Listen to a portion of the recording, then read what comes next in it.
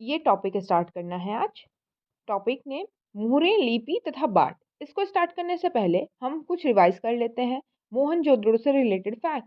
मोहनजोदड़ो जो है लड़काना जिला सिंध प्रांत पाकिस्तान में है। नदी सिंध है और राखालदास बनर्जी 1922 में इसका उत्खनन किए थे।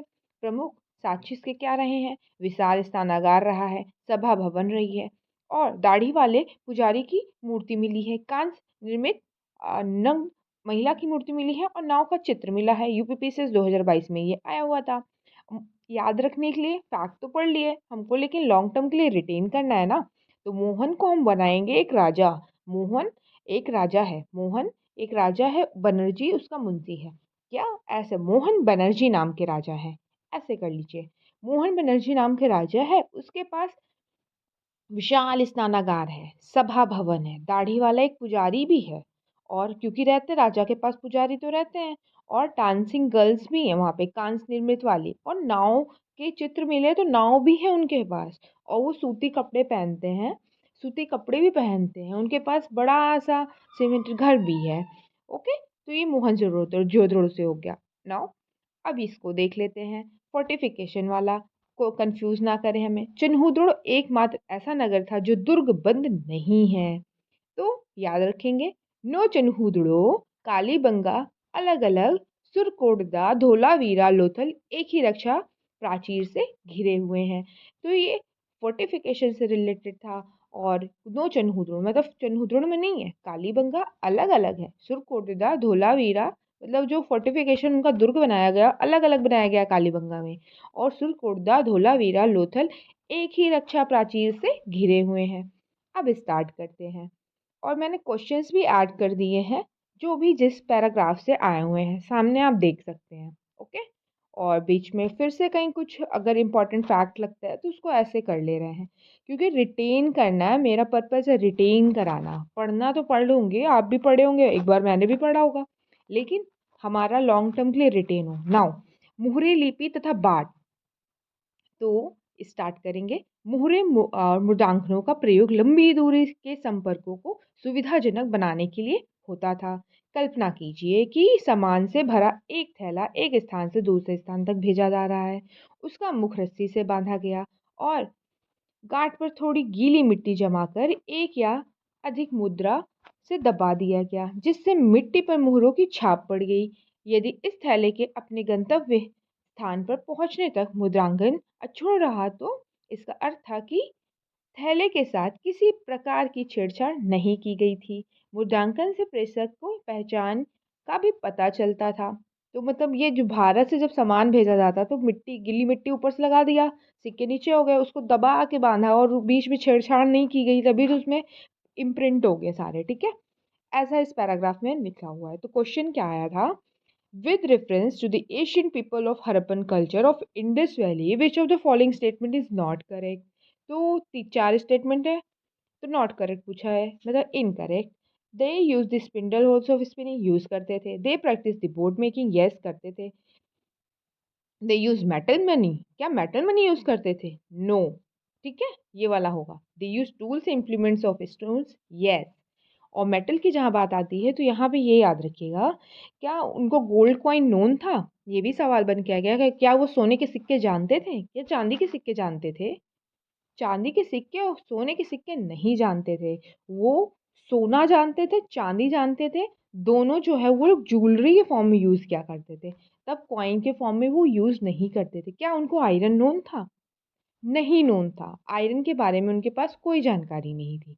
लेकिन आखिरी में आते-आते 2 जगह से साक्ष्य थोड़े-थोड़े से मिले हुए हैं। ऐसा नहीं कहेंगे कि आयरन उनको नोन ही था। ओके? और जो हमने ब्रोंज के बारे में पढ़ा था, ब्रोंज का क्योंकि पूरे आईवीसी में यूज़ हुआ है, तो वो क्या उस धातु से मिलके बनता है? तो कॉपर और टिन का बनता है। तो इसको याद रखने के लिए ब्रो कपटी याद रखे थे। ब्रो, हमारा ब्रो जो है वो कपटी है हमारा, ठीक है? कॉपरी, सी से कॉपर हो गया, टी से टिन हो गया। एक रहस्यमय लिपि की बात की गई है। मालिक के नाम पर पदवी को दर्शाता है। विद्वानों ने यह सुझाव दिया है कि आमतौर पर एक जानवर अनपढ़ लोगों को सांकेतिक रूप से इसका अर्थ बताता है। तो ये लिपि के बारे में जानकारी थी। यहाँ से सवाल ये आया था, देखिए, अधिकांश अभिलेख संक्षिप्त हैं। सबसे लंबे अभिलेख में लगभग 26 चिन्ह हैं। ये क्वेश्चन भी बन के आया हुआ है कि कितने चिन्ह हैं सबसे लंबे वाले में, तो 26 चिन्ह हैं। और चिन्ह के बाद हालांकि यह लिपि आज तक पढ़ी नहीं जा सकी है, पर निश्चित रूप से यह वर्णमालीय, जहाँ प्रत्येक चिन्ह एक स्वर अथवा व्यंजन को दर्शाता है, नहीं थी, क्योंकि इसमें चिन्हों की संख्या कहीं अधिक है। देखिए, बात की जा रही है कि जहाँ प्रत्येक चिन्ह एक स्वर अथवा व्यंजन को दर्शाता है, नहीं थी, क्योंकि बोल रहे नहीं थी, स्वर और व्यंजन को नहीं दर्शाता था, क्योंकि इसमें संख्या अधिक थी। इनकी जो लिपि थी इसमें संख्या अधिक थी। कितनी? लगभग 375 से 400 के बीच। ऐसा प्रतीत होता है कि यह लिपि दाईं से बाईं ओर लिखी जाती थी, क्योंकि कुछ मोहरों पर दाईं और चौड़ा अंतराल है। बाईं बाईं ओर लिखी जाती थी, क्योंकि कुछ मोहरों पर दाईं और चौड़ा अंतराल है, बाईं और संकुचित है, जिससे लगता है कि उत्कीर्ण ने दाईं से लिखना शुरू आरंभ किया था और बाईं और स्थान पर कम पड़ गया। ओके, ये क्वेश्चन भी आया हुआ है इससे related. It has about 400 signs. क्या इसमें 400 चिन्ह थे? ये वाली लाइन है। It was written from right to left. Right to left लिखा गया है, यहाँ पे लिखा हुआ है, ठीक है। और it has been found on the bones and rods and jewellery, तो ये भी है। तो इस तरह से स्टेटमेंट बन के आ सकती है, ये मैं यहाँ पे बताने के लिए है, ठीक है। उसको आगे बढ़ते हैं। अब उन हम उन विभिन्न प्रकार की वस्तुओं को देखते हैं जिन पर लिखावट मिली है। मुहरे, तांबे के औजार, मर्तबानों के अवटन, तांबे तथा मिट्टी की लघु पट्टिका और अस्थि छड़ें तक की एक प्राचीन सूचना पट्टा। याद रखिए कि हो सकता है नष्ट प्राय वस्तुओं पर भी लिखा जाता रहो। क्या इसका यह अर्थ लगाया जा सकता है कि साक्षरता व्यापक थी? तो ऐसे सवाल बन के आते हैं, क्या साक्षरता थी? अगर हमें कभी भी संस्कृति पे, सभ्यता से रिलेटेड कोई भी निबंध आ जाए, मेंस के क्वेश्चन आ जाए, तो हम यहाँ से काफ़ी कुछ ले सकते हैं। आईवीसी का हम एग्जांपल देते हुए सभ्यता में ही हमारे, देखिए, बीट फैक्ट्री मिली हमें, तो ये पता चलता है कि उद्योग भी हमारे यहाँ थे। और हमारी जो उद्योग क्रांति की बात की जाती है, पहले से था, भारत में पहले से था।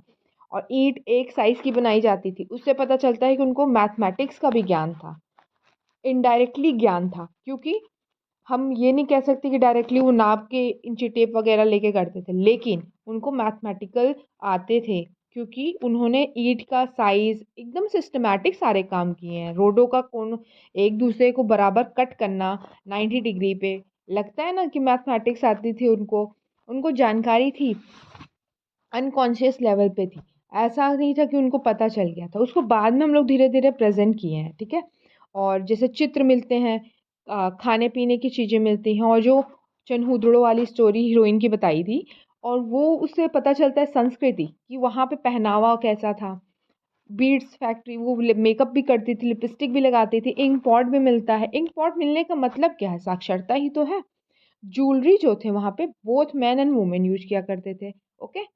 और आईवीसी में गोल्ड भी था, आयरन एब्सेंस था। ये लाइन ऐसे था, ठीक है। Which one of the following is not a Harappan site? अब हरप्पन साइट की बात करेंगे। हरप्पन साइट कौन सा नहीं है, ऐसा सवाल बन के आया हुआ था।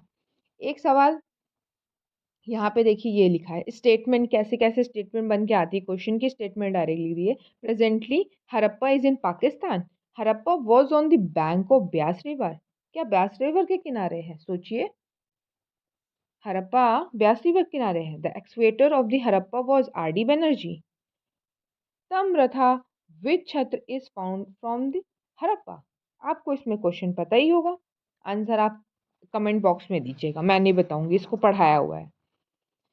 For which archaeological site of the Indus Valley Civilization the figures of model of boats are found? Boat की बात कर रहे हैं। बोट सुनते ही आईवीसी में लोथल हमारे दिमाग में जाता है ना। लोथल के साथ मोहन जी को भी याद रख लीजिए। मोहनजोदड़ो और लोथल दोनों जगह बोट का हमारा मॉडल मिलता है, फिगर। ओके। बाट की बात करते हैं। बाट का वेट, वेट में देखेंगे कि ये बाट चर्ट नामक पत्थर से बनाए जाते थे। आमतौर पर ये किसी भी तरह के निशान से रहित थे और इन बाटों पर निचले मानदंड 1, 2, 4, 8, 16, 32, 12,800, देखिए मैथमेटिक्स का ज्ञान था तभी तो नंबर वाला लिखा हुआ था। जबकि ऊपरी मानदंड दशमलव प्रणाली का अनुसरण करते थे। धातु से बने तराजू से के पलड़े भी मिले हैं। धातु से बने तराजू के पलड़े भी मिले हैं। ओके। प्राचीन सत्ता की बात करेंगे। सत्ता जो हमारा एडमिनिस्ट्रेशन की बात होती है, राजा की बात होती है, राजा जी का ऐसा कुछ भी साक्ष्य नहीं मिले कि जिससे पता लगाया जा सके वहां पे कि राजा रहे होंगे। तो हड़प्पाई समाज में जटिल फैसले लेने और उन्हें कार्यान्वित करने के लिए संकेत मिलते हैं। उदाहरण के लिए हड़प्पाई पुरावस्तुएं में असाधारण एक रूपता को ही लें, जैसा कि मृत भांडों को देखेंगे हम। मोहरे मोहरों, पाटों तथा ईंटों को स्पष्ट किया गया। महत्वपूर्ण बात यह है कि जिनका उत्पादन स्पष्ट रूप से किसी एक केंद्र पर नहीं होता था। से गुजरात तक पूरे क्षेत्र में समान अनुपात की थी। हमने यह भी देखा कि अलग अलग कारणों से बस्तियां विशेष स्थानों पर आवश्यकता अनुसार स्थापित की गई थी। इसके अतिरिक्त ईंटें बनाने, विशाल दीवारों तथा चबूतरों के निर्माण के लिए श्रम संगठित किया गया था। श्रम संगठित भी किया गया था, संगठन वाला भी हमें मिल जाता है कॉन्सेप्ट। हम क्योंकि ऐसे आया हुआ इसलिए मैं निबंध को रिलेट कर दे रही हूँ। अब प्रीलिम्स तो कर ही रहे हैं तो साथ में थोड़ा थोड़ा यहाँ से ये भी ले लीजिए कि अगर लिखने को आता है संस्कृति सभ्यता के बारे में तो हम आईवीसी से उठा के यहाँ का आज के में भी ये सब चीज़ें पाई जाती हैं ऐसा बताएंगे और प्राउड कराएंगे। वेस्टर्न का नहीं आया है कि हमने पूरा इंडस्ट्रियल रिवॉल्यूशन वगैरह वेस्टर्न से लिया है, हमारे यहाँ पहले से था। ठीक है, अर्बन ही हमारा अर्बनाइजेशन ही पहले आया हुआ है। प्रसाद तथा शासक, प्रासाद तथा साधक शासक। ओके। तो सत्ता के केंद्र अथवा सत्ताधिकारी लोगों के विषय में पूरा तात्विक विवरण हमें कोई त्वरित उत्तर नहीं देते। मैं ये ऑलरेडी बता रही थी आपको। और ये बताने के बाद मोहनजोदड़ो में मिले एक विशाल भवन एक प्रसाद की संख्या दी, परंतु इससे संबंध कोई वस्तुएं नहीं मिली हैं। देखिए मैंने बताया ना विशाल भवन वाली कहानी, मोहन की जब कहानी बताई मैंने स्टार्ट ही किया लेक्चर मोहन से। मोहन बनर्जी राजा है, राजा हमारे लिए है, हम बनाए हैं स्टोरी। उस समय राजा नहीं हुआ करते थे, यहाँ पे ये लिख गया है। विशाल भवन था उनके पास, विशाल स्थानाबाद था उनके पास पुरोहित राजा थे। यहाँ पे पूरे मिल जाएंगे फैक्ट। इससे संबंध कोई भव्य वस्तु नहीं मिलती है। एक पत्थर की मूर्ति पुरोहित राजा की संज्ञा दी गई है। यह नाम आज भी प्रचलित है। ऐसा इसलिए है क्योंकि पुरातात्विक मेसोपोटामिया के इतिहास तथा वहां के पुरोहित राजा से परिचित थे। यही समानताएं उन्होंने सिंधु क्षेत्र में भी ढूंढी। और लेकिन जैसा कि हम देखेंगे हड़प्पा सभ्यता की अनुष्ठानिक प्रथाएं अभी तक ठीक प्रकार से समझी नहीं जा सकी हैं।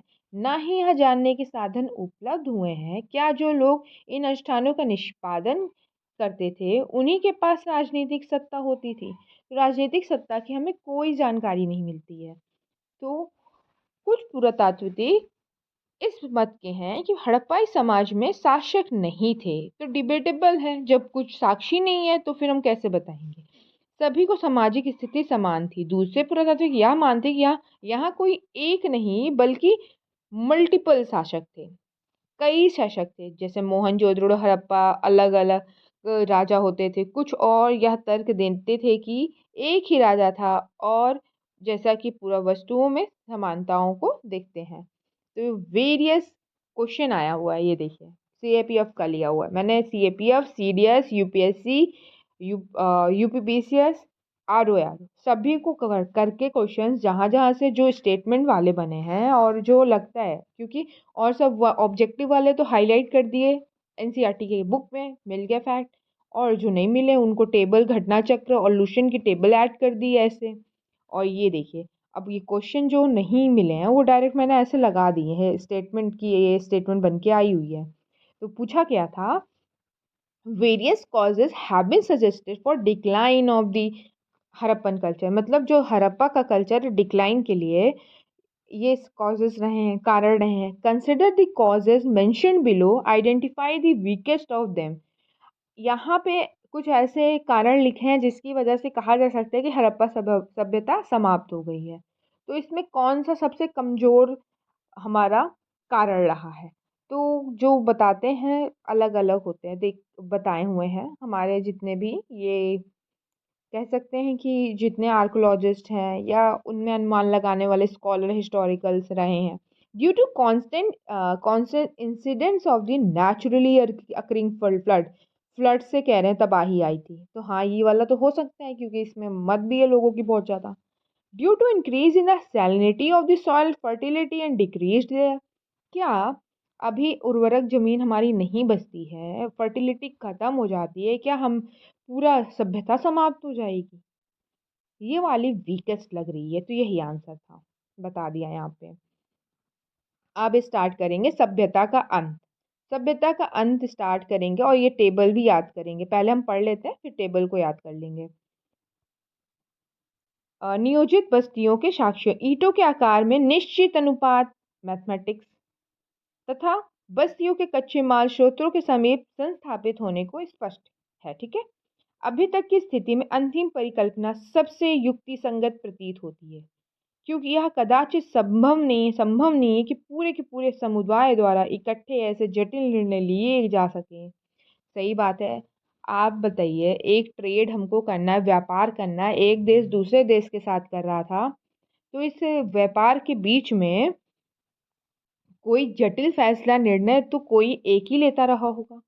ऐसे संभव नहीं है कि पूरे समुदाय द्वारा इकट्ठे ऐसे जटिल निर्णय, क्या समुदाय पूरा जटिल बैठ के एक बार में ले लेगा डिसीजन? तो कोई ना कोई तो रहा होगा, संभवता है सब कुछ। और ये एक सवाल आया था 2021 में हिस्टोरिकल प्लेस को लेके और वेल नोन फॉर। तो बुर्जा होम हमने ऑलरेडी पढ़ा हुआ है। Consider the following pairs, historical places well known for what.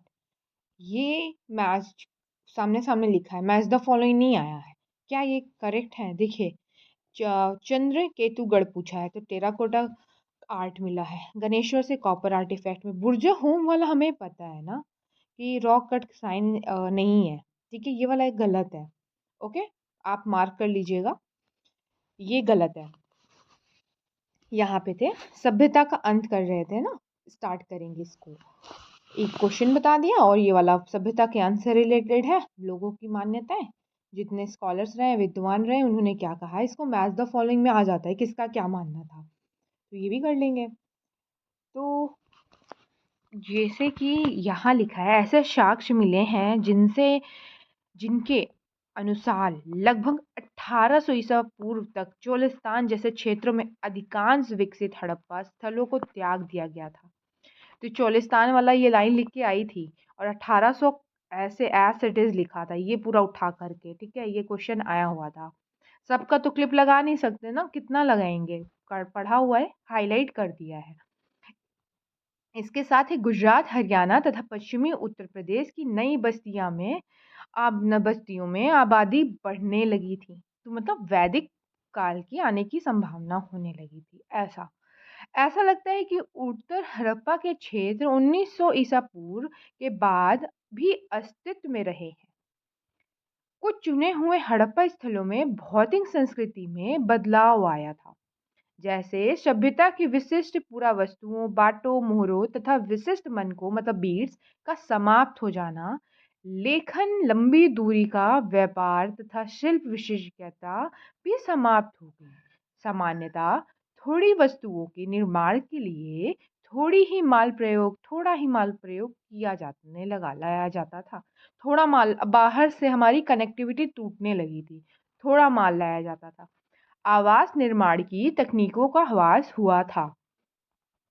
ठीक है, तथा बड़ी सार्वजनिक संरचनाओं के निर्माण अब बंद हो गया था। कुछ मिलाकर कुल मिलाकर पूरा वस्तुओं तथा बस्तियां इन संस्कृतियों में एक ग्रामीण जीवन शैली की ओर संकेत कर रही थी। अर्बनाइजेशन से फिर ग्रामीण की तरफ आए हैं, ये क्रोनोलॉजी आई हुई है। ठीक है, क्वेश्चन पूछा गया है, पहले हमारे यहाँ अर्बनाइजेशन आया, फिर रूलर आया। ठीक है, संस्कृतियों को उत्तर हड़प्पा अथवा अनुवर्ती संस्कृतियां कहा गया। और यही समय था जहाँ पे अब क्या उत्तर हड़प्पा में लोहे के साक्ष्य रिमेन्स मिले हुए हैं, टुकड़ों में छोटे छोटे। जैसे घोड़ों के, हमको घोड़ा का साक्ष्य नहीं मिला लेकिन घोड़ा का टेराकोटा मिला था ना, और कुछ हड्डियां अवशेष मिले थे, वैसे ही लोहे की बात हो गई। और ये रंगपुर से मिला था, मैंने ये फैक्ट पढ़ा हुआ है इसलिए बता रही हूँ। और ये परिवर्तन कैसे हुआ है, इस विषय में कई व्याख्याएं दी गई हैं। इनमें जलवायु परिवर्तन, वनों की कटाई, अत्यधिक बाढ़, नदियों का सूख जाना। देखिए, एनसीईआरटी हमको सारे ये कॉन्सेप्ट तो बता रही है, लेकिन यहाँ फैक्ट मिसिंग है। किसने ये कह दिया कि बाढ़ के कारण हुआ होगा, जलवायु परिवर्तन के कारण हुआ होगा, वनों की कटाई के कारण हुआ होगा। तो ये यहाँ से कवर होता है हमारा, फिर लूसेंट आ जाती है वहाँ पे रोल में, और घटना चक्र आ जाती है। इनमें से कुछ कारण कुछ बस्तियों के संदर्भ में तो सही हो सकते हैं, परंतु पूरी सभ्यता के पतन की व्याख्या नहीं करते। देखिए, अब यहाँ पे एजम्पशन दिया है। एनसीईआरटी बहुत इंपॉर्टेंट है, हमारा कॉन्सेप्ट बैठाती है, एक एक चीज़ हमको क्रोनोलॉजी में समझा ले जाती है, ठीक है। इसलिए एनसीईआरटी स्किप करके घटना का चक्र और लूसेंट करना नहीं सही है। और मैं जितने भी फैक्ट है, फर्स्ट लेक्चर में भी फैक्ट याद कराए थे, इसमें भी फैक्ट याद कराते चल रही हूँ, क्योंकि हमको लॉन्ग टाइम के रिटेन करना है। Long time in the sense हमको पेपर तक लेके जाना है, और उसके लिए हमको ऐसे कुछ मेथड बनाने पड़ेंगे खुद के। आप खुद के भी बनाइए और अच्छे से कीजिए। ऐसा लगता है कि सुदृढ़ एकीकरण के तत्व संभवतः हड़प्पाई राज्य का अंत हो गया था। मुहरों लिपि विशिष्ट मन को मृद भांडों के लोप, मानकीकृत भाट प्रणाली के स्थान पर स्थानीय भाटों के प्रयोग, शहरों को पतन का परित्याग जैसे परिवर्तनों से इस तर्क को बल मिलता है। उपमहाद्वीप को एक पूरी तरह से अलग क्षेत्र में नए शहर के विकास के लिए एक सहस्त्र शताब्दी, मतलब 1000 शताब्दी से भी अधिक समय तक प्रतीक्षा करनी पड़ी। ये क्वेश्चन आया हुआ था, सीडीएस का लगाया है 2016 का। स्टेटमेंट वाले मैंने लगा दिए थे कि अगर स्टेटमेंट अगर हमें अब आती है, क्योंकि पेपर जैसे इवॉल्व हो रहा है हमारा यूपीपीसीएस वाला, तो हो सकता है आरओ में भी आए हुए थे ना, हमने 11 फेब के पेपर में देखा। तो roads were not always absolutely straight, did not always cross one another at right angle. तो कितनी एक्सट्रीम स्टेटमेंट लिख दी है ना, did not always cross one another at right angle। अगर यहाँ पे एब्सोल्युटली लिखा होता, ये लिखा है ना, ऑलवेज लिखा है चल जाता, एब्सोल्युटली भी लिख दिया, नॉट ऑलवेज लिख दिया, नॉट ऑलवेज एब्सोल्युटली, देखिए यही वाला इसलिए गलत हो जाता है। A striking feature is the uniformity in the average size of bricks for house for city wall। ये भी फीचर्स था, ये भी पढ़ाया है, इसे आप बताना कि सही है कि गलत है स्टेटमेंट। ये आक्रमण के साक्ष्य, क्या आक्रमण हुआ था सभ्यता में? क्या इंडस वैली सिविलाइजेशन में आक्रमण हुआ था? 1925 में मोहनजोदड़ो के इसी भाग से 16 लोगों के अस्थि पंजर उन आभूषणों सहित मिले थे जो इन्होंने मृत्यु के समय पहने हुए थे। अगर आक्रमण हुआ होता तो वो ज्वेलरीज वगैरह गायब हो जाते ना, नहीं गायब हुआ। बहुत समय पश्चात 1947 में REM व्हीलर ने, जो भारतीय पुरातात्विक सर्वेक्षण के तत्कालीन डायरेक्टर जनरल है, ये भी आया हुआ है क्वेश्चन, इन पुरातात्विक साक्ष्यों का उपमहाद्वीप में ज्ञात प्राचीनतम ग्रंथ ऋग्वेद के साक्ष्यों से संबंध स्थापित करने का प्रयास किया। किससे संबंधित? ऋग्वेद से। व्हीलर ने ऋग्वेद में पुर शब्द का उल्लेख है, ठीक है, जिसका अर्थ है प्राचीर, किला, गढ़। आर्यों की युद्ध के देवता इंद्र को पुरंदर अर्थात गढ़ विध्वंसक कहा गया है। ये दुर्ग कहाँ है या थे? ये पहले यह माना गया था कि मिथक मात्र है। हड़प्पा में हाल में उत्खननों में मानव परिदृश्य बदल दिया है। अनार्य प्रकार की एक बहुत विकसित सभ्यता पाते हैं, जिसमें अब प्राप्त जानकारी के अनुसार विशाल किलेबंदी की गई थी। तो किलाबंदी वाला स्टार्टिंग में बता दिया था। यह सुदृढ़ रूप से स्थिर सभ्यता कैसे नष्ट हुई। हो सकता है जलवायु संबंधित आर्थिक राजनीतिक हार कमजोर किया हो। अधिक संभावना इस बात की है कि बड़े पैमाने पर किए गए ने इन विनाश ने इसे अंतिम रूप से समाप्त कर दिया। यह मात्र संयोग ही नहीं हो सकता कि इस मोहनजोदड़ो के अंतिम चरण में आभास होता है कि यहाँ पुरुष महिलाओं बच्चों का जनसंहार किया गया। मोहनजोदड़ो के अंतिम चरण में आभास होता है कि यहाँ पुरुष महिलाओं बच्चों का जनसंहार किया गया था। पारिस्थितिक साक्ष्यों के आधार पर इंद्र अभियुक्त माना जाता है। मतलब कुछ अटैक वगैरह हुआ था, नहीं हुआ था। ठीक है, अटैक वगैरह नहीं हुआ था, कुछ जलवायु परिवर्तन या नेचुरल कैलामिटीज ज़्यादा लोग बोल देते हैं, तो व्हीलर ने ये बोला है। ठीक है, व्यापक स्तर पर हमें अग्निकांड के चिन्ह नहीं है। ये यहाँ से भी लाइन देख लेते, पढ़ लेते इसे। हालांकि इनमें से दो से निश्चित रूप से संहार के संकेत मिलते हैं। अधिकांश अस्थियां जिन्हें संदर्भों में मिली है वे इंगित करती हैं कि ये अत्यंत लापरवाही श्रद्धाहीन तरीके से बनाए गए शवाधान थे। शहर को अंतिम काल से संबंध विनाश किया था। वह व्यापक स्तर पर अग्निकांड के चिन्ह नहीं है। चारों ओर फैले हथियारों के बीच कवचधारी सैनिकों के शव नहीं है। दुर्ग से जो शहर का एकमात्र किलेबंद भाग था, अंतिम आत्मरक्षण के कोई साक्ष्य नहीं मिले हैं। ये किसने बोला है अपनी किताब में? G F Dales, the mythical massacre at Mohenjodaro, ये किताब का नाम है। ये मैं भी आशा है किताब उठा के पूछ ले, आज अब की बार जैसे किताबों के नाम पूछे थे। G F Dales, the mythical massacre at Mohenjodaro. Harappa सभ्यता की खोज की टॉपिक स्टार्ट करने से पहले इसे कर लेते हैं। ठीक है, पैरा टेबल।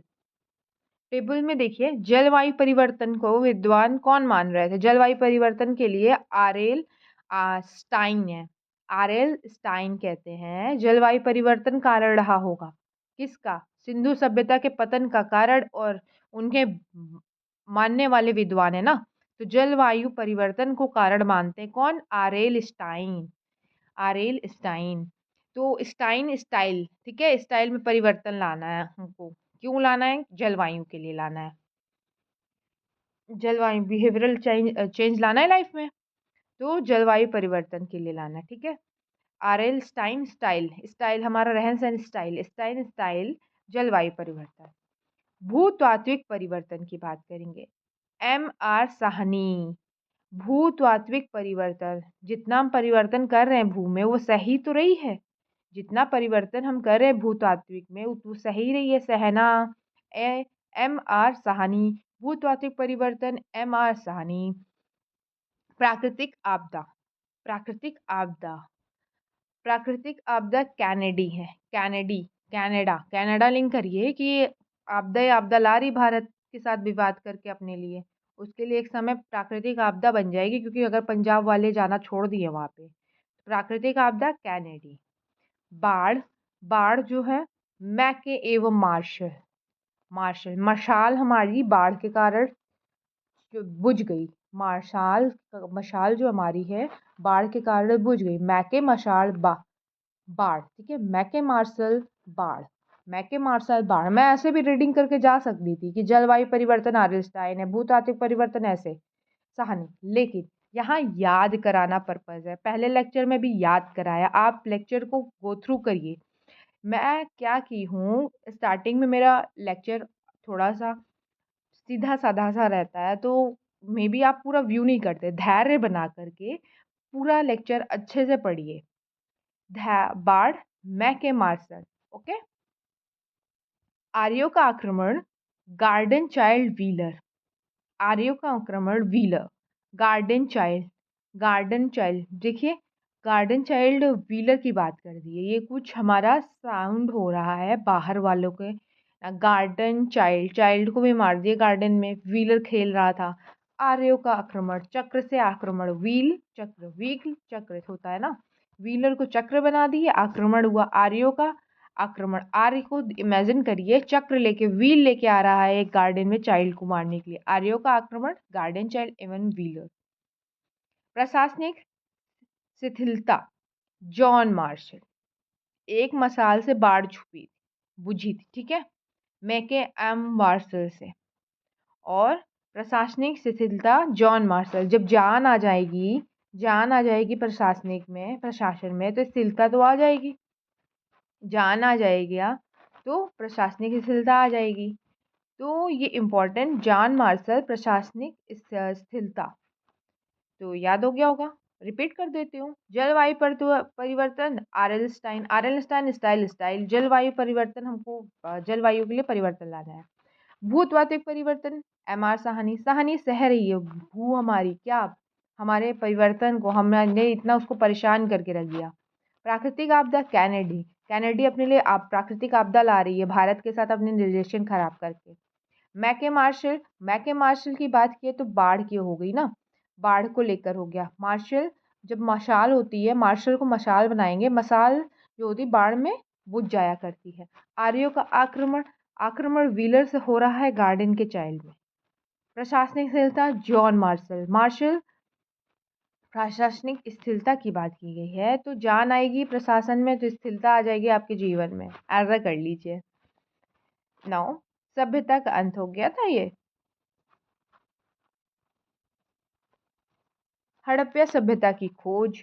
अब हम अपने हड़प्पा सभ्यता के विभिन्न पहलुओं का विश्लेषण करेंगे। संदर्भ में किया है कि किसी प्रकार पुरातात्विक ने भौतिक अवशेषों से प्राप्त साक्ष्यों के माध्यम से एक आकर्षक इतिहास के अलग अलग अंशों के एक साथ जोड़ा है। लेकिन एक और कहानी भी है कि किस प्रकार पुरातात्विक ने सभ्यता की खोज की है। जब हड़प्पा सभ्यता के शहर नष्ट हो गए तो लोग धीरे धीरे उनके विषय में सब कुछ भूल गए। जब लोगों ने इस क्षेत्र में सहस्राब्दियों बाद रहना आरंभ किया, तब वे यह नहीं समझ पाए कि बाढ़ या मिट्टी के कटाव के कारण अथवा खेत की जुताई के समय, फिर खजाने के लिए खुदाई के समय यदा कदा धरती की सतह पर आने वाली अपरिचित पुरावस्तुओं का क्या अर्थ है। देखिए, खोज हुई लेकिन लोगों ने दिमाग नहीं लगाया क्या था, कि कौन क्यों निकल रहा है ये सब, क्योंकि अर्बनाइजेशन था। पहले आया था ना, इंडस वैली सिविलाइजेशन के साक्ष्य जो मिल रहे थे उसको अर्थ नहीं लगा पा रहे थे। कनिंगम का भ्रम, ये कनिंगम का पूरी कहानी लिखी थी। तो हड़प्पा जैसा पूरा स्थल जो चीनी तीर्थयात्रियों के यात्रा कार्यक्रम का हिस्सा नहीं था। चाइना ट्रेवलर के बारे में, कभी आप चाइनीज ट्रेवलर के बारे में सुना है कि हड़प्पा में आए थे? ऐसा कुछ भी नहीं है। देखिए, चीनी यात्री आते नहीं थे, जो एक आरंभिक ऐतिहासिक शहर नहीं था, कनिंगम के अन्वेषण के ढांचे में उपयोग नहीं बैठता था। इसलिए हालांकि हड़प्पियाई पुरावस्तुएं 19वीं शताब्दी में कभी कभी मिलती थीं, इनमें से कुछ तो कनिंगम तक पहुंच भी गई थी, फिर भी वह समझ नहीं पाए कि ये पूरा वस्तुएं कितनी प्राचीन थी।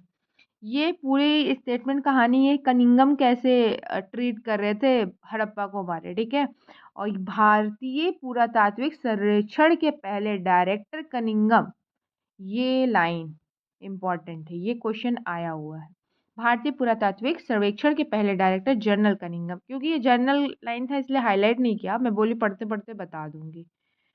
और कनिंगम द्वारा हड़प्पा से प्राप्त पहली ज्ञात मुहर का बनाया गया रेखा चित्र, उन्होंने ये देखिए चित्र भी बना दिया था। एक अंग्रेज ने कनिंगम को एक हड़प्पाई मुहर दी, उन्होंने हड़प्पाई मुहर ली, ये जो दिख रही है हमें, ध्यान तो दिया, पर उन्होंने उसे एक ऐसे कालखंड में दिनांकित करने का असफल प्रयास किया जिससे वे परिचित थे। इसलिए था क्योंकि कई लोगों की तरह उनका भी यह मानना था कि भारतीय इतिहास का प्रारंभ गंगा की घाटी में पनप में पहले शहरों के साथ ही हुआ था, ऐसा बताते। तो इनका जैसे विद्वान थे, ये भी माने जाएंगे, इन्होंने कहाँ से प्रारंभ, ये भी सवाल बनते हैं ना कि गंगा की घाटी को कौन सपोर्ट करता है, बाहर से इंडस वैली वाले बाहर से आए थे, उसको कौन सपोर्ट करता है, कौन सा विद्वान करता है, तो घटना चक्र का टेबल लगा दिया है, उसको कर लेंगे। और अभी संतोषी आयर्स का ही ऑडियो नोट वाला जो टेलीग्राम चैनल है उसको आप ज्वाइन हो जाइएगा। वहाँ पे यही सारे फैक्ट टेबल लगा लगा के 5 मिनट से भी कम में आप 1.5x में सुनिएगा, उसको ज़्यादा अच्छा लगेगा तब सुनने में। और याद कर लीजिएगा, रिवाइज करते रहिएगा। 5 मिनट से कम टाइम लगेगा जब आप टेलीग्राम, क्योंकि मैं भी फ़ोटो खींच के भेज सकती थी, लेकिन फ़ोटो भेजना नॉट माई पर्पज़, याद कराना है आपको, रिटेन करा के एग्ज़ाम हॉल तक लेके जाने के लिए।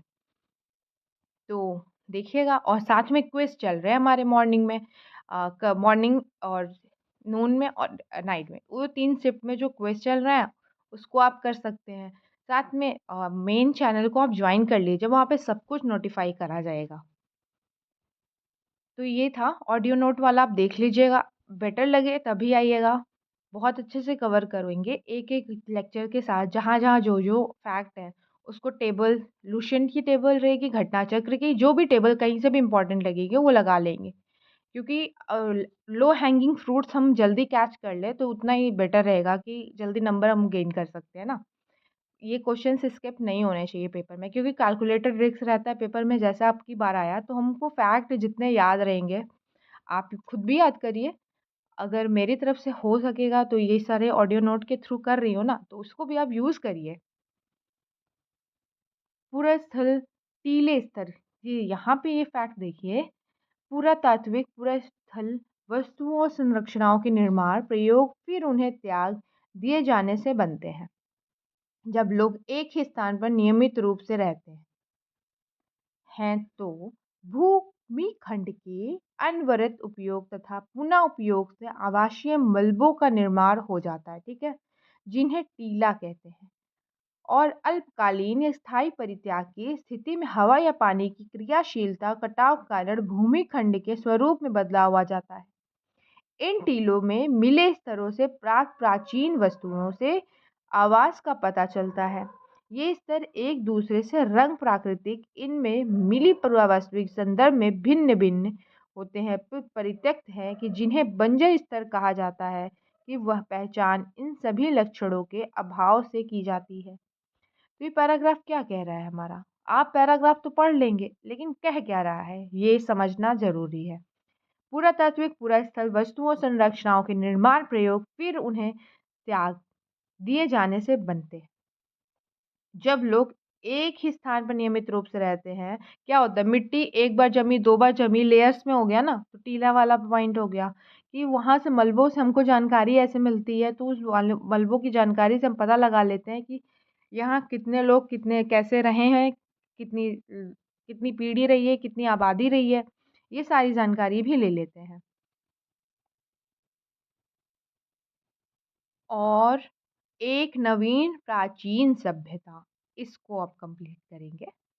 कालांतर में 20वीं शताब्दी से आ, सॉरी कालांतर के 20वीं शताब्दी के आरंभिक दशकों में दयाराम साहनी जैसे पुरातत्व ने हड़प्पा में मुहरें खोज निकाली, जो निश्चित रूप से आरंभिक ऐतिहासिक शहरों से कहीं अधिक प्राचीन स्तरों से संबंध थी। अब इनके महत्व को समझा जाने लगा। एक अन्य पुरातात्विक राखाल दास बनर्जी ने हड़प्पा से मिली मुहरों के समान मुहरे जो मोहनजोदड़ो से खोज निकाले। देखिए, घटना चक्र में क्या लिख देता है डायरेक्ट, राखाल दास बनर्जी मोहनजोदड़ो, ठीक है, और दयाराम साहनी हड़प्पा सभ्यता, इनके उत्खनन खोज वाला जो क्वेश्चन बन के आता है। और यहाँ पे हमको एक लाइन मिल गई, 2-3 बार पढ़ो आपको याद हो जाए। संस्कृति के भाग से हो गया।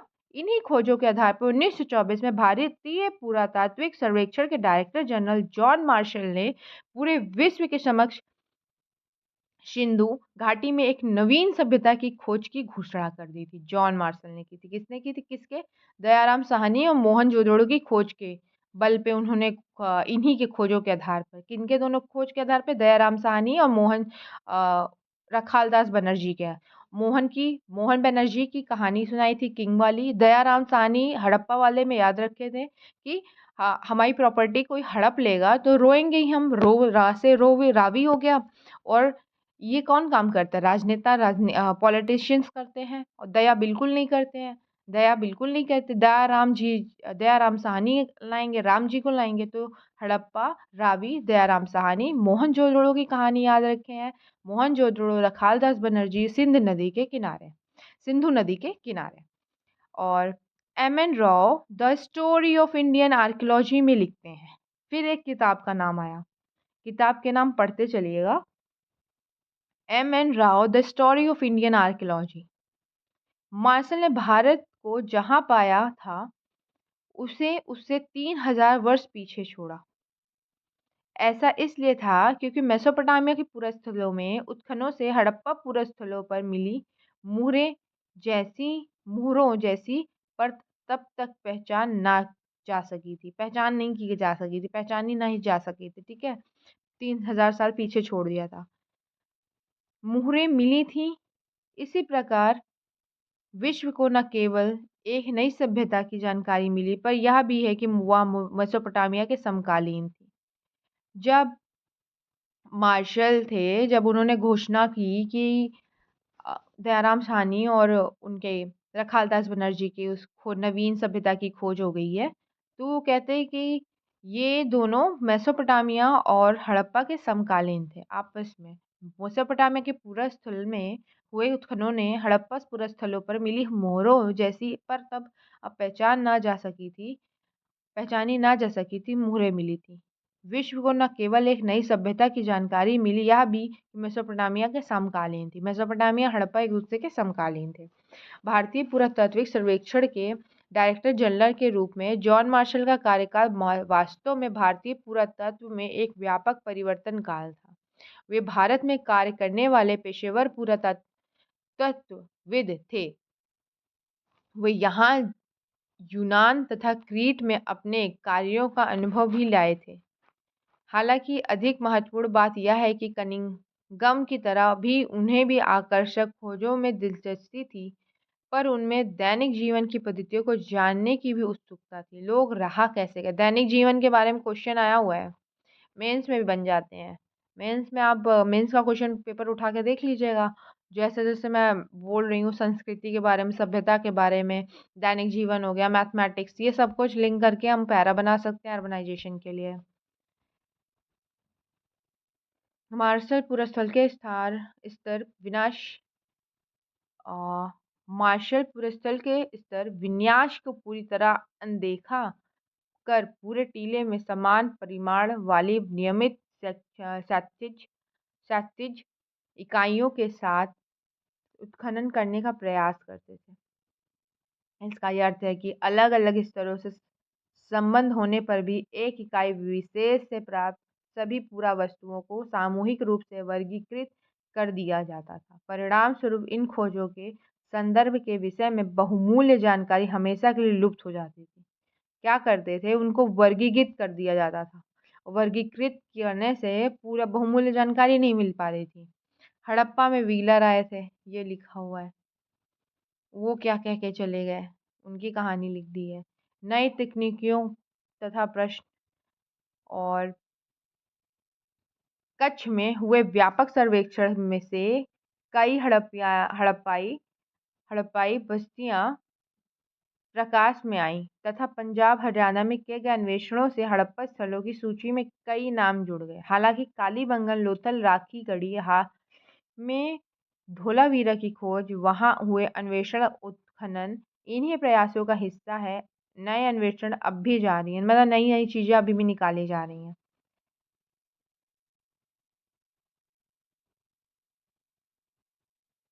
और पूरा ये 1980 के दशक से हड़प्पाई पुरातत्व में अंतर्राष्ट्रीय स्तर पर भी रुचि लगातार बढ़ती रही है।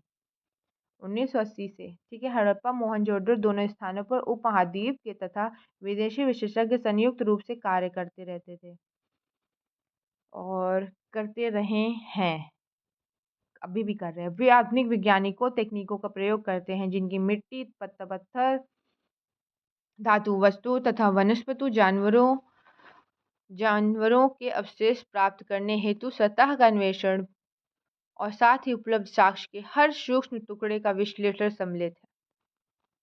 अतीत को जोड़कर पूरा करने की समस्याएं, अतीत को जोड़कर पूरा करने की समस्याएं। और ये पैराग्राफ देखिए, कपड़ा, चमड़ा, लकड़ी, सरकंडे जैसे जैविक पदार्थ सामान्यतः सड़ जाते हैं, ठीक है ना। विशेष रूप से उष्णकटिबंधीय क्षेत्रों में जो वस्तुएं बच जाती हैं वो है पत्थर, पक्की मिट्टी, धातु। यह भी याद रखना आवश्यक है कि केवल टूटी हुई अथवा अनुपयोगी वस्तुएं ही फेंकी जाती थी और अन्यथा वस्तुओं को संभवतः पुनः चक्रित की जाती थी। पुनः चक्रित, यहाँ से क्वेश्चन बन गया कि देखिए वो इन्वायरमेंटल कॉन्शियस थे, उनके अंदर इन्वायरमेंटल कॉन्शियसनेस थी। परिणाम स्वरूप जो बहुमूल्य वस्तुएं अक्षत अवस्था में मिलती हैं, या तो वे अतीत में खो गई थी, फिर संचय के पश्चात कई दोबारा प्राप्त नहीं की गई, कभी दोबारा प्राप्त नहीं की गई, कभी दोबारा प्राप्त नहीं की गई। अन्य शब्दों में कुछ खोजें पारुरूपिक की बजाय संयोगिक होते हैं। खोजों का वर्गीकरण किया गया है। पत्थर, मिट्टी, धातु, अस्थि, हाथी दांत आदि के संबंध में होता है। क्या? वर्गीकरण का एक सामान्य सिद्धांत होता है। किस पे? पदार्थों के बेस पे किया जाता है। दूसरा और अधिक जटिल उनकी उपयोगिता के आधार पर होता है। कैसे कैसे वर्गीकरण किया गया है ये बताया गया है। मन के चकिया तथा पत्थर के फलक, पात्र इसके स्पष्ट उदाहरण है। कैसे उनको इस कैटेगराइज कर दिया गया, वर्गीकरण कर दिया गया। कपास भी हमारा मिलता है, कपास भी आईवीसी में था। कपड़ा पहनाया था सूती, किसको पहनाया था? राजा जी तो सूती कपड़े पहन सकते हैं। हालांकि कुछ हड़प्पा स्थलों में कपास के टुकड़े मिलते हैं, पर पहनावे के विषय में जानने के लिए हमें प्रत्यक्ष साक्ष्यों को जैसे मूर्तियों पर चित्रण पर निर्भर रहना पड़ता है। पुरातात्विक के संदर्भ में रूपरेखाओं को विकसित करना पड़ता है। व्याख्या की समस्याएं, अब ये देख लेते हैं। और यहाँ से इम्पोर्टेंट नहीं था तो इसलिए मातृ देवी जी देख लीजिए, ये है मुहरों, जिनमें से कुछ पर संभवतः अनुष्ठान के दृश्य बने हैं। अनुष्ठान के दृश्य बने हैं। और ये पुरोहित राजा, विशाल स्नानागार, कालीबंगन, लोथल, वेदियां सम्मिलित है, मिली वेदियां सम्मिलित है। एक मैंने नीचे पेपर ऐड किया हुआ है, उसमें ये सारा चीज एक टेबल के फॉर्म में है। ये धार्मिक आस्थाओं प्रथाओं पुनर्निर्मित करने के प्रयास किया गया था। अनुष्ठान के दृश्य बने हैं। कुछ अन्य जिन पर पेड़ पौधे उत्कीर्णित हैं, उनमें मान्यता अनुसार प्राकृतिक की पूजा के संकेत मिलते हैं। मुहरों पर बनाए गए प्राकृतिक की पूजा, ये भी सवाल बन के आया था कि आईवीसी वाले किसकी पूजा करते थे।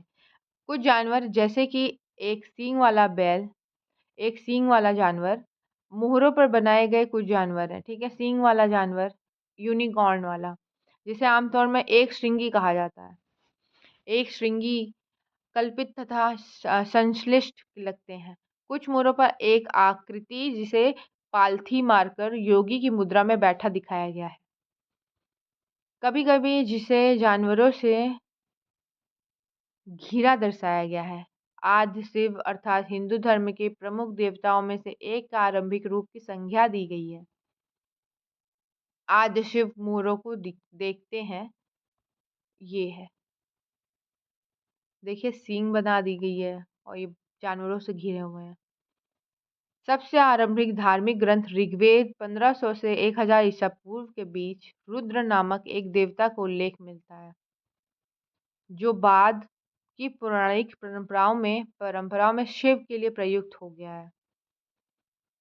और दूसरे शब्दों में ऋग्वेद में दिए गए रुद्र के विवरण से मेल नहीं खाता।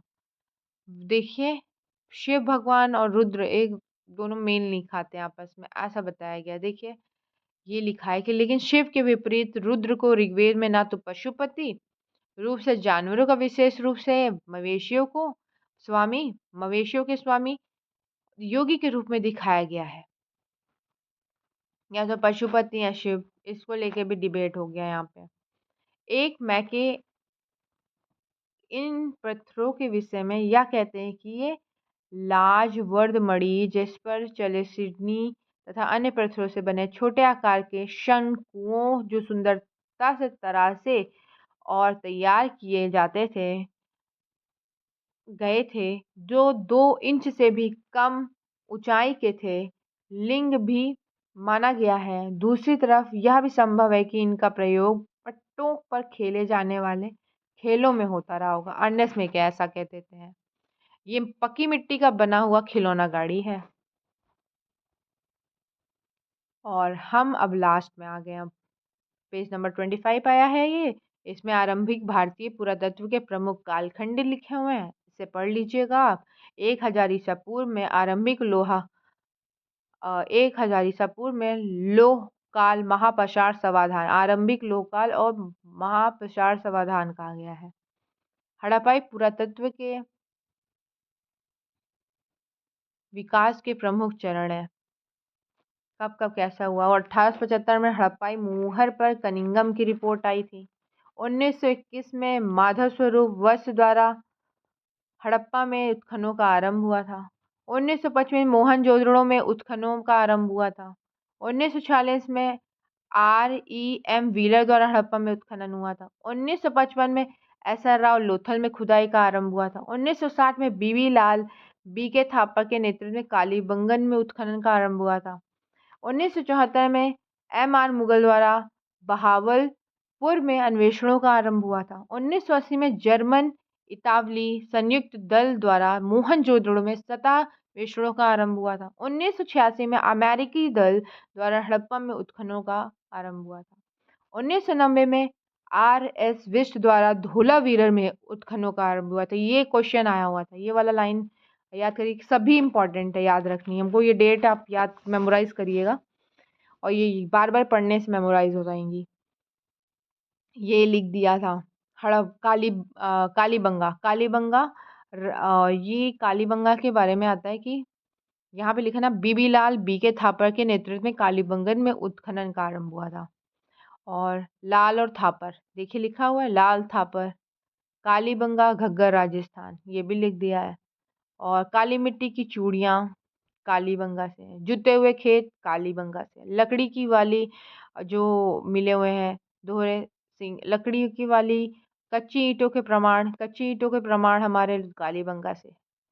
हनुमानगढ़ और अमलानंद घोष तहसीटोरी एरियाज हैं। सिंह युक्त देवता दोहरे सिंह वाले का लकड़ी के मिट्टे, पूरा कालीबंगा जो है जूते खेत से रिलेटेड है।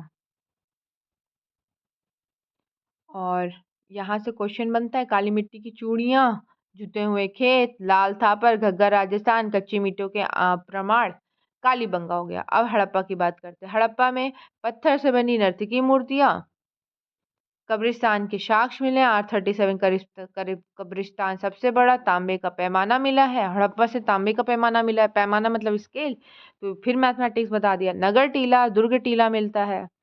और 12 कक्षों वाला एक अन्नागार मिलता है। गेहूं रंग लापत मिलता है। गेहूं रंग लापता मिलता है। ये लिख दिया। गेहूं रंग कहाँ का है ये रंगपुर की कहानी थी। हड़प्पा तक याद रखिए, 12 कक्षों वाला एक अन्नागार तक है। बागवानी बागवानी और बनवाली प्लेस है RS विष्ट द्वारा। और बनवाली में हमें बार्ली कल्टीवेशन मिलता है। मिट्टी के हल अच्छी किस्म के जौ, सरसों, तिल, तांबे का वाणाग्र मतलब वेपन, तांबे का वेपन मिलता है। पक्की मिट्टी का हल। स्टार शेप्ड सड़क भी है। स्टार शेप्ड सड़क कहाँ है? बनवाली में है। गार्डन में बनवाली में स्टार शेप, आप कुछ पेड़ कटवा दीजिए डिजाइन से। आप जब प्रयागराज के एयरपोर्ट से आप उतरेंगे, आपको भी पेड़ों में कटिंग, झाड़ियों में कटिंग देखने को मिलेगी। बहुत अच्छी अच्छी कटिंग कर दी गई। वैसे ही बनवाली में भी स्टार शेप्ड सड़क बनाई गई थी। Okay fine. रंगपुर सौराष्ट्र की बात करेंगे। चावल के साक्ष्य लोथल से भी मिलते हैं, रंगपुर से मिलते हैं। गेहूं की खेती के साक्ष्य मिलते हैं, रंगपुर से गेहूं के खेती के साक्ष्य मिलते हैं। फैक्ट्री क्वेश्चन आए हैं। मोहनजोदड़ो में तांबा के थे, लोथल में और चिन्हुदड़ो में बीट की फैक्ट्री थी। लोथल में हमारा बालकोट, लोथल में बालाकोट सीप उद्योग है। लोथल और बालकोट में सीप उद्योग है। तो ये फैक्ट्री क्वेश्चन जब बने, अर्बनाइजेशन में यूज़ करिए इसको, ऐसे इंडस्ट्रियलाइजेशन का लिख रहे हैं उसमें यूज़ करिए कि मोहनजोदड़ो में तांबा फैक्ट्री थी ना, तांबा मूर्ति हो गई। लोथल में चिन्हुदड़ो में बीट फैक्ट्री हो गई। लोथल बालाकोट में शीप फैक्ट्री हो गई। रंगपुर और आलमगीरपुर से मात देवी की मरण मूर्तियां नहीं मिली हैं। ये दो साइट्स याद रख लीजिएगा, रंगपुर और आलमगीरपुर। आलमगीरपुर से मात देवी के मूर्ति का साक्ष्य नहीं मिला है। सुरकोटदा की बात कर लीजिए। सुरकोटदा गुजरात में है ना। घोड़ा की अस्थियां, ऊंट के साक्ष्य जोशी जी किए थे। जिसका जोश अच्छा रहता है उसका सुर नहीं अच्छा रहता। जो बलिया बलिया क्या है, बलिया डिस्ट्रिक्ट है यूपी की। बली लोगों की सुर नहीं ऐसा याद अच्छे होते ना। तो ये झील वाला जो है इसका भी एक ट्रिक है लिंक करने का, याद करने का कॉन्सेप्ट। इसको भी ऑडियो नोट में आज फॉरवर्ड कर दूंगी। जोशी सुरकोटदा। मांडा चिनाब है, मांडा चिनाब, मांडा चिनाब। ओके, मांडा कहाँ है? चिनाब नदी के किनारे है। राखीगढ़ी हरियाणा, हिसार जिला और घग्गर नदी के किनारे। और रोपड़ की बात करिए, नवपाषाण, ताम्रपाषाण, सिंधु सभ्यता, यहाँ से तीनों सभ्यता के साक्ष्य मिले। और भगवानपुरा सरस्वती नदी के किनारे है। कुरुक्षेत्र जोशी जेपी हो गए। हाथी पैमाना, देखिए कितने तरीके के पैमाना थे इतने समय। हाथी पैमाना, कांस्य पैमाना, तांबे का पैमाना। तांबा पैमाना हड़प्पा में, कांस्य पैमाना मोहन हो गए, और हाथी पैमाना लोथल में हो गया। कांस्य क्योंकि तब का ब्रोंज सबसे अच्छा रहा होगा, मोहन जी को ही तो यूज़ कराएंगे क्योंकि वो राजा थे हमारे कहानी में। चावल मिले हैं लोथल और रंगपुर से, दोनों जगह से मिलते हैं। चावल कहाँ से मिले? लोथल और रंगपुर से मिले। और हुलास जो है यूपी के सहारनपुर में है। ऐसे क्वेश्चन भी आए हुए हैं, साइट ही पूछ लिया है कि कौन से राज्य में है। और हड़प्पन लिपि की बात कर रहे थे, धोलावीरन हड़प्पन लिपि शिलालेख जो है चैरियट रथ रिजर्वायर की कहानी मिलती है। दैमाबाद, अच्छा एक मैंने पहले वाले लेक्चर में कैनाल के बारे में बताया था, कैनाल का साक्ष्य के बारे में, वो कहाँ था? कमेंट में बताइएगा, ठीक है? क्योंकि पंजाब और इधर वाले एरिया में नहीं था, वो कहाँ था फिर, उसको आप कमेंट में बताइएगा। दैमाबाद परवरा नदी दक्षिण के बाएं, कलश, ठीक है, मिला हुआ है। बालाकोट बंदरगाह बलूचिस्तान। और ये भी क्वेश्चन पूछा है, तटीय क्षेत्रों पे कौन कौन से सभ्यताएं थी, हमारी साइट थी, तो उसका सवाल भी पहले वाले में है, लेक्चर में है। तो कंप्लीट धैर्य बना करके अच्छे से करिए, और जहाँ लगे कि बहुत स्लो बोल रही हूँ या बकवास कर रही हूँ स्किप कर दीजिए, 1.5x में कर लीजिए। सिंधु सभ्यता प्रमुख उद्योग वस्त्र उद्योग है। सिंधु सभ्यता प्रमुख उद्योग वस्त्र उद्योग है। सर्वप्रथम सैंधव और निवासियों ने कपास की खेती प्रारंभ की थी। सर्वप्रथम सैंधव निवासियों ने कपास की खेती प्रारंभ की थी, ये लिखा। सर्वप्रथम सैंधव निवासियों ने कपास की खेती प्रारंभ की थी। सिंधु सभ्यता प्रमुख उद्योग वस्त्र उद्योग था। देखिए कितने उद्योग पढ़ लिए। अब कह सकते हैं क्या, हम क्या नहीं कहते हैं ना, इंडस्ट्रियल रिवॉल्यूशन था हमारे यहाँ, बताएंगे कि हमारे यहाँ औद्योगिकरण था, ऐसा नहीं है आप ही लेके बाहर से आए हैं। सिंधु सभ्यता प्रमुख उद्योग वस्त्र उद्योग, वस्त्र उद्योग पढ़ लिए। तांबा मूर्ति उद्योग पढ़ लिए। बीड्स उद्योग पढ़ लिए। शीप उद्योग पढ़ लिए। और ये लोथल कालीबंगा बनावली के पुरास्थलों से अग्निकुंड अथवा यज्ञ वेदियों के साक्ष्य मिलते हैं। उत्तर दक्षिण दिशा में शव दफनाने की प्रथा प्रचलित थी। लोथल, कालीबंगन, बनावली, बनावली में स्टार वाली सड़क कहाँ थी? बनावली में ही तो थी। अग्निकुंड अथवा यज्ञ वेदियों के साक्ष्य मिले हैं। सैंधव सभ्यता के विनाश के कारणों के और इतिहासकारों एवं विद्वानों का मत, ये ऑलरेडी करा दिया था ऊपर टेबल, ये भी घटना चक्र की थी तो उसको लगा दिया है, देख लीजिएगा आप। और bones of wild species such as boar deer, घड़ियाल मिला हुआ है, ये साक्ष्य मिलता है। क्या सिंधु सभ्यता में जंगली जानवर के साक्ष्य मिलते हैं? हाँ मिलते हैं, बोर डियर घड़ियाल के मिले हुए हैं। और घड़ियाल की घड़ियाल जो है चंबल में मिलते हैं, और इनका नेचुरल हैबिटेट वो जो है, इनकी जो आगे का स्नाउट होता है वो लंबा रहता है। एग्रीकल्चर टेक्नोलॉजी स्लैश बर्निंग थी, पूछ लेगा कि आज स्लैश बर्निंग करते थे सिंधु सभ्यता के लोग? तो नहीं करते थे, ऐसा कुछ साक्षी नहीं मिला है। किस तरह का वो लोग कृषि किया करते थे? कृषि किया करते थे ये पता चला है, लेकिन किस तरीके की कृषि किया करते थे ये नहीं पता चला है। बुल वॉज नोन, ऑक्सन भी नोन थे प्लफिंग के टाइम। चोलिस्तान और बनावली जो हरियाणा में है, यहाँ से भी साक्ष्य मिल जाते हैं। प्लव्ड फील्ड कालीबंगन में है, राजस्थान में। जुते हुए खेत कहाँ पे? कालीबंगन में है। ट्रेसेस ऑफ कैनाल वाला क्वेश्चन है ये। और have been found at Harappa site of Shortugai, Afghanistan, but not in Punjab and Sindh. मैंने जो क्वेश्चन आपसे पूछा था उसका जवाब ये आ गया आपके पास। शोरतुगाई जो साइट है वहाँ पे कैनाल के साक्ष्य मिलते हैं। Water reservoir found in the Dholavira, Gujarat. Water reservoir found in Dholavira, Gujarat. Mohenjodaro planned urban centre है, सिटाडेल है, ग्रेट बाथ है, वेयर हाउस है, और रेसिडेंशियल बिल्डिंग लोअर टाउन था। ड्रेनेज सिस्टम बढ़िया था। आईवीसी का हड़प्पा पहला था। मोहनजोदड़ो प्लान्ड अर्बन था। अब मोहनजोदड़ो में बहुत कुछ अच्छा अच्छा मिला, मोहन क्योंकि राजा था, बनर्जी था। बनर्जी अब हो गया। ओमानी कॉपर और Harappan artefacts have traces of the nickel. Nickel की बात कर लिया, देखिए कि नया धातु आ गया निकल।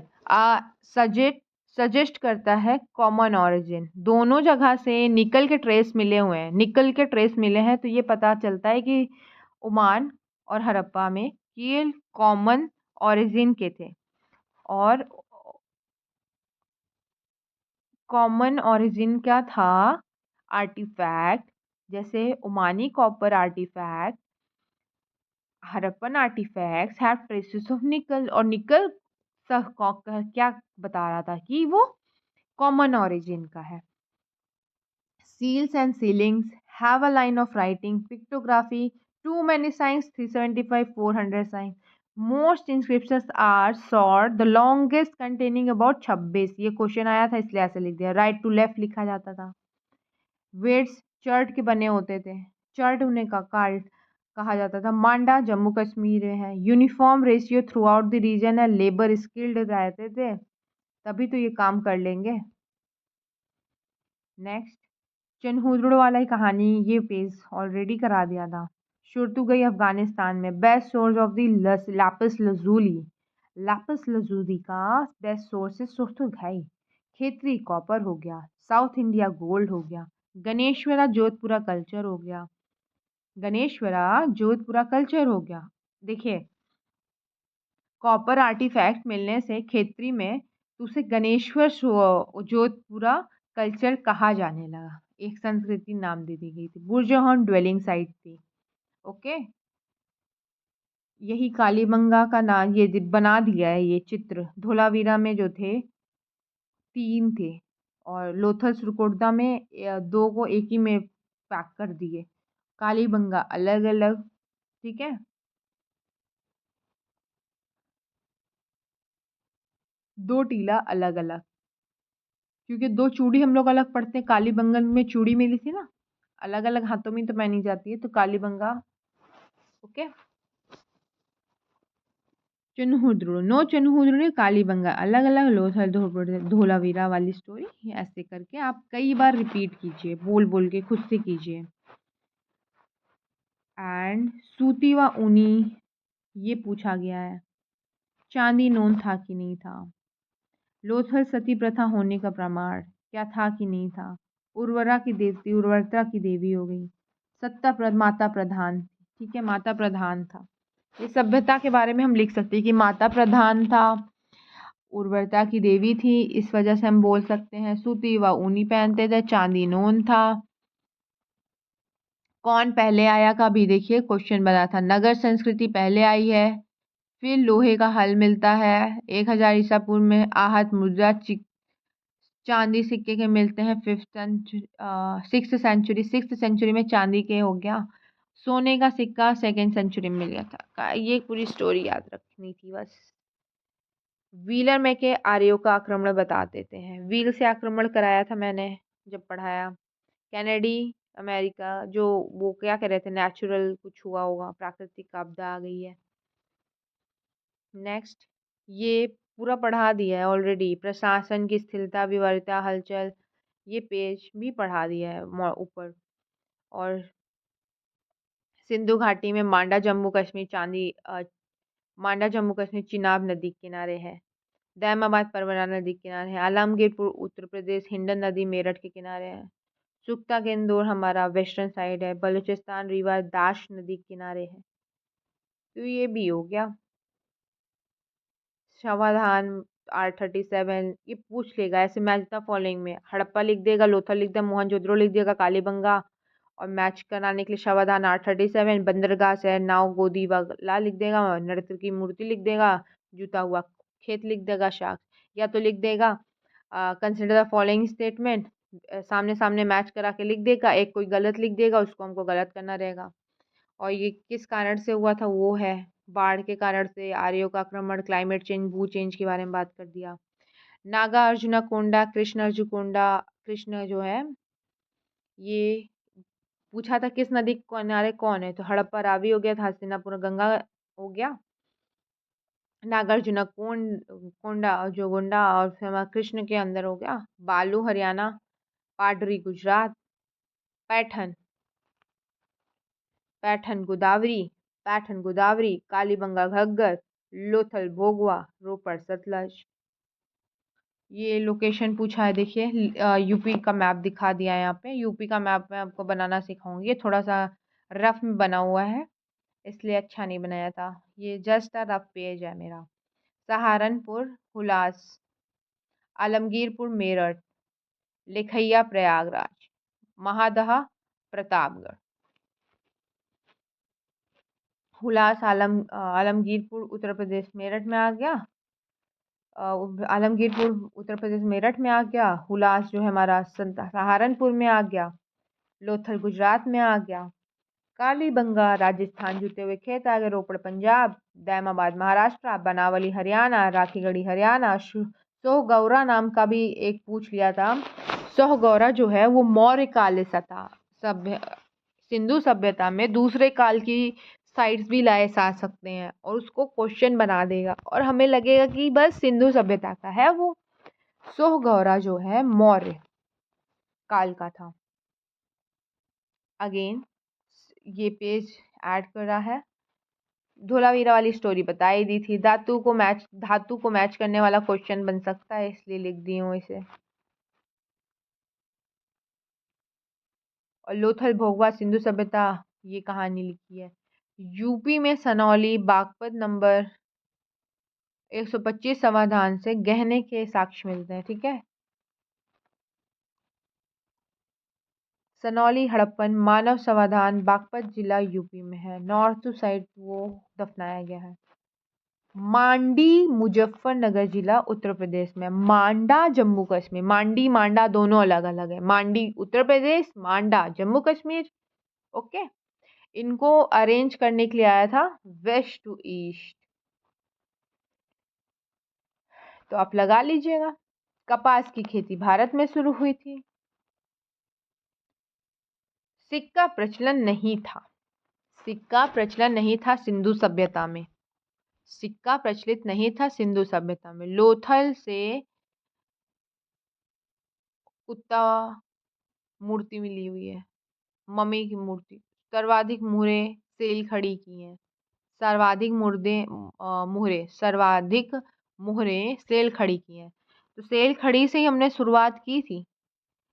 फर्स्ट लेक्चर मेरा जो आया था भाग 1 का, उसमें हमने सेल खड़ी से शुरुआत किया था।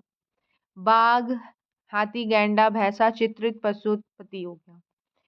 मृण पट्टिका पर उत्कीर्ण सिंह युग देवता कालीबंगा मोहनजोदड़ो से मिलते हैं। और एक क्वेश्चन आया था ये, एस्टेक, माया, मुश्का, इंका, ये सारी साइड है, इनको क्रोनोलॉजी लगानी कोई थी, तो इसके लिए अमामी याद रख लीजिए। अमामी, ए फॉर एस्टेक, मा मतलब Maya, M for Muisca, E I for Inca. ये माया मुश्का में कंफ्यूज हो सकते हैं, इसलिए अम्मी ना याद करके हम अमामी याद रखें। अमामी, अमामी। उत्तर दक्षिण दफनाना काली में उल्टा था, ठीक है। और यहाँ से हमें हमारा लेक्चर कंप्लीट होता है, पहला चैप्टर हमारा कंप्लीट होता है। फर्स्ट चैप्टर जो है भाग 1 का, वो आज से कंप्लीट हो गया। और एक इसके साथ दोहे के साथ लेक्चर एंड करूँगी। चाह मिट्टी चिंता मिट्टी, मनवा बेपरवाह जिसको कुछ नहीं चाहिए वह शहंशाह। ये अतः संतोषी व्यक्ति ही सबसे बड़ा धनी है। इस दोहे से हमें यह शिक्षा मिलती है कि जितना हमारे पास है उसी में संतोष करना चाहिए, तभी जाकर हम परम सुख का अनुभव कर सकेंगे। अपने हेल्थ का ध्यान रखिए, इसके साथ यही बताना चाहूँगी। और साथ में अपनी प्रिपरेशन करते रहिए और बहुत शांत मन से प्रिपरेशन कीजिए। डेवलपमेंटल एस्पिरेशन जो हम लोगों के अंदर है, वो हमारे हेल्थ को इम्पैक्ट नहीं करना चाहिए। और हम पढ़ते रहेंगे, अच्छे से पढ़ेंगे। और सारे ये देखिए क्वेश्चंस और ऐड कर दिए थे, इसको आप होमवर्क में कर लीजिएगा। पढ़ते रहिए और कमेंट में आप बताइएगा कैसा लगा ये लेक्चर। और ये चैप्टर कंप्लीट हो गए, 2 लेक्चर में हमने एक चैप्टर कंप्लीट किया है। Thank you, bye. पढ़ते रहिए अच्छे से।